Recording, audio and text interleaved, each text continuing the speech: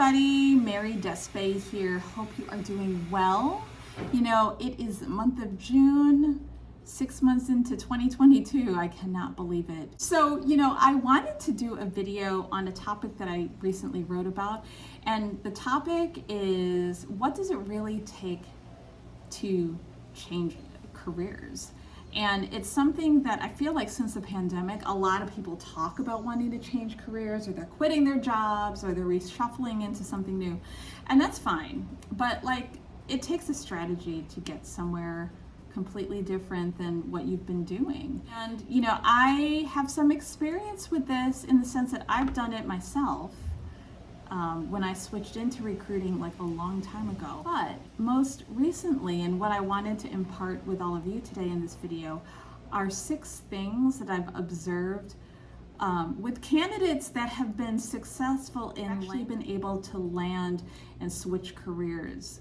So before we get started, please click the subscribe button and the bell so that you're notified whenever we do videos on this channel. We do talk about various career topics, and you know, it's free. So I do try to cover questions that people email or message me about, but you know, certainly these are things too that I'm seeing in the market, you know, as in terms of a facilitator of the hiring process. As I mentioned, there are 6 things that I've observed that really make the difference of people being able to successfully transition into a new career. First thing is that people who are successful in changing their careers, they are constantly building their skills, their knowledge base towards the, you know, the occupation or field that they want to get into. And they're not limited in the venue or the places where they are learning these things. So let me explain. There are many ways that people can pick up new skills, expertise, training on things in their new profession, right? I mean, the obvious things is like going to school.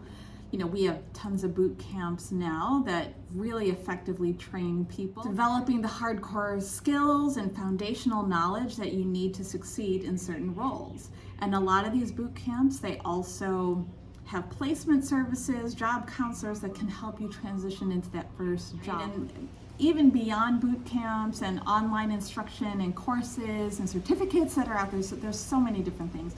People are still going back to school and they're juggling like a full-time job and a family and all these other kinds of demands with their part-time or full-time studies maybe. So, you know, training and getting the education that way, always important. However, those who make transitions successfully into a new career, they do not limit it to just that. Side hustle engagements or freelancer opportunities, you know, outside of work. But what we see too is that people are looking at the places that they're working in and they're trying to see if there are opportunities to solve problems for the organization using new skills that they'd like to apply, you know. So people are pitching their employers for opportunities to help solve problems or to, you know, address certain things that maybe there isn't any time to do, you know, normally. They're taking the initiative to look out for those kind of things and create it. Okay. So the second tip is that, you know, they truly see people as fundamental to this change. Okay. I know that sounds really basic, but this is what I mean. So not only are they deepening the relationships with people that they know, but they're also, with the same energy, trying to build new relationships with people that they don't know yet. It's not just like any old person. It's people in the new industries and the things that they want to be doing. So, you know, it's everything from, you know, making sure that you're telling people that you know in your network, looking at, wow, you know, people in this new industry, where are they meeting? Where are they like learning and convening about their industry and their new craft? So they're going to conferences, they're going to user groups, meetings, meetups, as a community or associations, and actively inserting themselves into the membership. They're not just, on a list, somewhat attending and just kind of lurking behind. They're actually taking very active participatory roles in these groups. They want to learn more, and they want to learn the lingo and, meet other people doing the things that they want to do and hopefully progress to in the future. That's something that is really a big differentiator, in my opinion, for those who do make it successfully and those who do not. It is uncomfortable, meeting new people or even asking for help from someone that you do know. So I can only imagine it's, not the easiest thing to do, like putting yourself out there. But people who do successfully transition into this new career, they get over it. They work through this uncomfortableness, and they really try to assume this part of like, hey, I am working in this field now and I want to be part of this community. So this leads me to number 3. They do play the part. They start assuming this persona that they're in this industry. They start believing it. And I'm not saying that you start acting like a know-it-all, even though you're still learning the field, or that you're an expert and you're trying to pass yourself off as such. But you play the part in the sense that you're part of a community now. You belong, and you are going to interact with people that are in that industry now.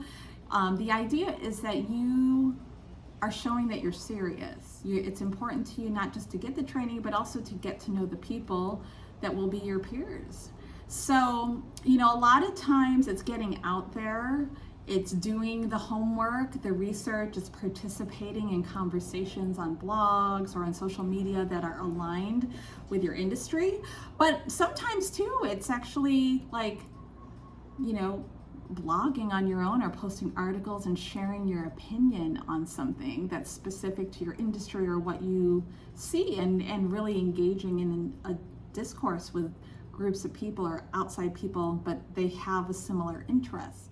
A lot of times people often say their hopes and dreams, like, hey, I've always wanted to transition into tech, or I've always wanted to be this job or that job, and maybe they've done some of the work, but like a lot of the times the people who do get far are making the connections, really believing and becoming part of the community that's out there. Okay, so number 4, these people who are successful develop a career narrative that makes sense. So let's rewind that a bit.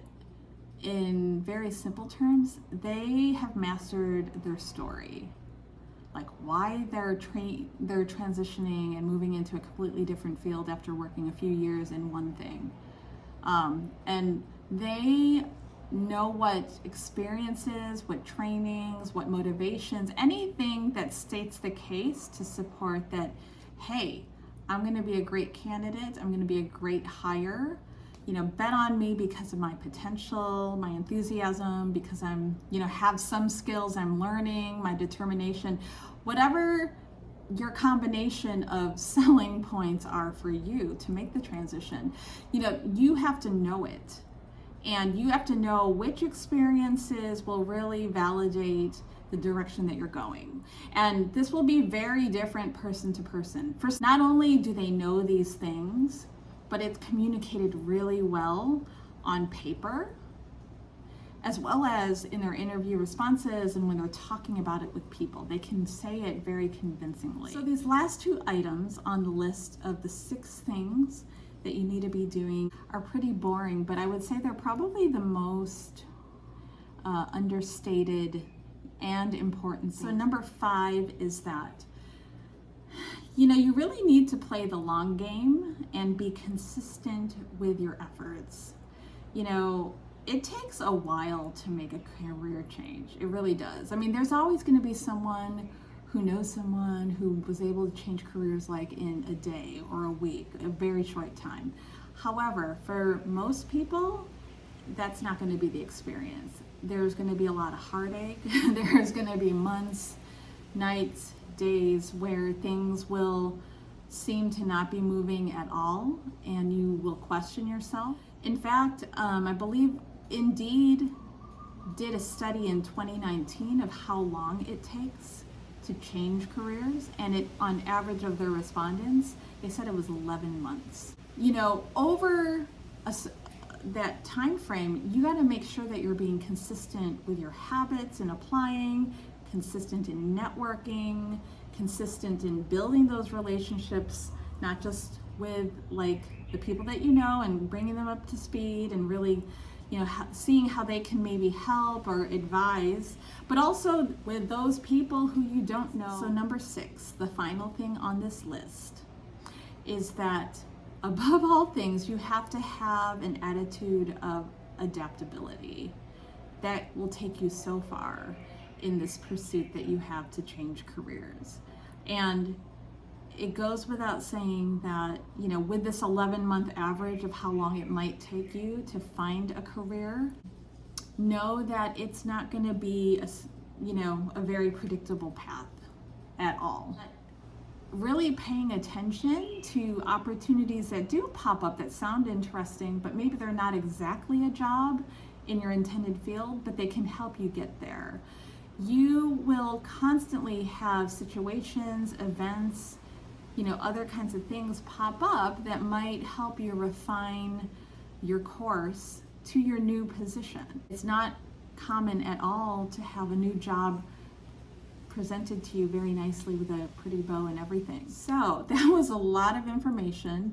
I would love to know from any of you who have gone through, you know, a career change, what has worked for you? Would love to hear about it. Please comment below, send me a message. Yeah, you know, if you're going through the career change process yourself, I'm happy to be available to help you navigate this. So there's information in the comments below, so you can get in touch, but would love to hear from you all. All right, thanks everybody.